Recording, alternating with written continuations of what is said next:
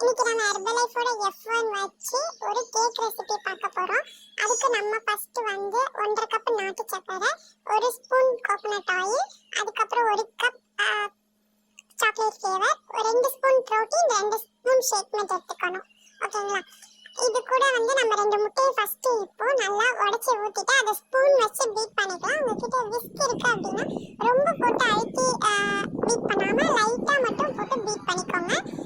ஏன்னா விஸ்க் உங்களுக்கு டக்குன்னு மிக்ஸ் ஆயிடும். ஸ்பூன் வச்சு நீங்க மிக்ஸ் பண்ணிக்கலாம். ஃபர்ஸ்ட் ஒரு கப் நாட்டு சர்க்கரையை போட்டுட்டு அதை மிக்ஸ் பண்ணிட்டு அடுத்தது 1/2 கப் நாட்டு சர்க்கரையை போடுறேன். அப்புறம் ரெண்டையும் சேர்த்து நல்லா மிக்ஸ் பண்ணிட்டு ஒரு கரைஞ்சு வர அந்த டெக்ஸ்டர் வரும். அப்போ ஒரு ஸ்பூன் கோகனட் ஆயில் வச்சிருக்கோம் இல்லையா, அதை ஊற்றிக்கலாம். அதையும் ஊற்றிட்டு நல்லா மிக்ஸ் பண்ணிக்கணும். நீங்கள் மிக்ஸ் பண்ணுறது ஒரே சைடில் மிக்ஸ் பண்ணுங்க.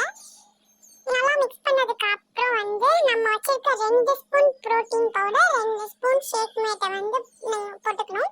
இது நீங்க சலிச்சு சேர்த்துக்காங்க. எல்லாத்தையுமே நீங்க சலிச்சு சேர்த்தீங்க அப்படின்னா உங்களுக்கு பேக் பண்ற டைமும் கம்மியாகும், கேக்கும் கொஞ்சம் மாய்ஸ்டரா வரும். அதுக்கு அடுத்தது சாக்லேட் ஃப்ளேவர் 1 கப் அளவுக்கு வச்சிருக்கேன். சாக்லேட் ஃப்ளேவரை நல்லா போட்டு மிக்ஸ் பண்ணிக்கோங்க. இது கூட உங்களுக்கு தேவைப்பட்ட ரீபில்ட் ஸ்ட்ரென்த் இருக்குது இல்லையா, அதுவும் ஆட் பண்ணிக்கலாம். இந்த சமயத்துல நீங்க எலாச்சி ஃப்ளேவர் அஃப்ரெஷ் இருக்குது, அது கூட நீங்க ஆட் பண்ணிக்கலாம். இது எலாச்சி ஃப்ளேவர் அஃப்ரெஷ் ஆட் பண்ணும்போது என்ன ஆகும் அப்படின்னா உங்களுக்கு அதோட எலாச்சியோட ஃப்ளேவர் இருக்கிறதுனால உங்களுக்கு அது கேக் சாப்பிடும்போது வாசமா இருக்கும். இதுல நம்ம 2 ஸ்பூன் தயிர் வச்சிருக்கோம். அந்த தயிரை ஆட் பண்ணிக்கணும். ஏன் அப்படின்னா நம்ம இதுல பேக்கிங் பவுடர், பேக்கிங் சோடா எதுவுமே யூஸ் பண்ணல. ஸோ தயிர் யூஸ் பண்ணிக்கிறோம். இந்த தயிரும் ஆயிலும் தான் இதுல ரொம்ப முக்கியம்.